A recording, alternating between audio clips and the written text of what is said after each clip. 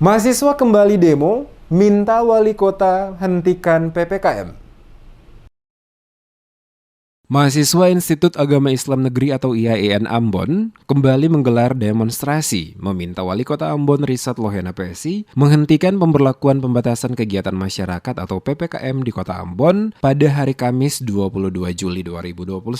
Dengan membawa sejumlah poster, mahasiswa menggelar aksi di depan Balai Kota pada hari Kamis 22 Juli. Mereka menyuarakan tuntutan penolakan terhadap PPKM yang kembali diperpanjang hingga 25 Juli 2021 dengan alasan penerapan PPKM menyengsarakan masyarakat. Demonstrasi mahasiswa ini adalah gelombang keempat mereka menolak pelaksanaan PPKM di Kota Ambon karena sangat berdampak bagi masyarakat kecil lantaran jam operasional yang dibatasi. Mahasiswa menilai pemberlakuan PPKM ini menindas warga kecil seperti pedagang di pasar, supir, tukang ojek, dan lainnya. Selang beberapa saat, sekelompok mahasiswa mengatasnamakan Aliansi Kapitan Maluku atau AKM mendatangi Balai Kota menyampaikan aspirasi yang sama. AKM sebelumnya menggelar aksi yang sama di gedung DPRD Kota Ambon, namun upaya mereka gagal karena tidak ada aktivitas di Balai Rakyat itu disebabkan sejumlah anggota DPRD Kota Ambon tengah melakukan isoman akibat beberapa legislator dan staf terkonfirmasi positif COVID-19.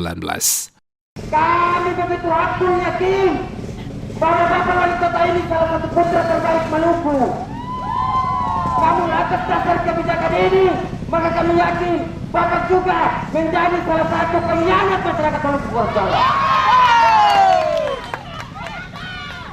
Masyarakat begitu banyak menjerit, para pedagang limbah kemudian begitu banyak menjerit. Tetapi apa yang terjadi? PPKM yang hanya untuk Jawa dan Bali juga terjadi di Maluku.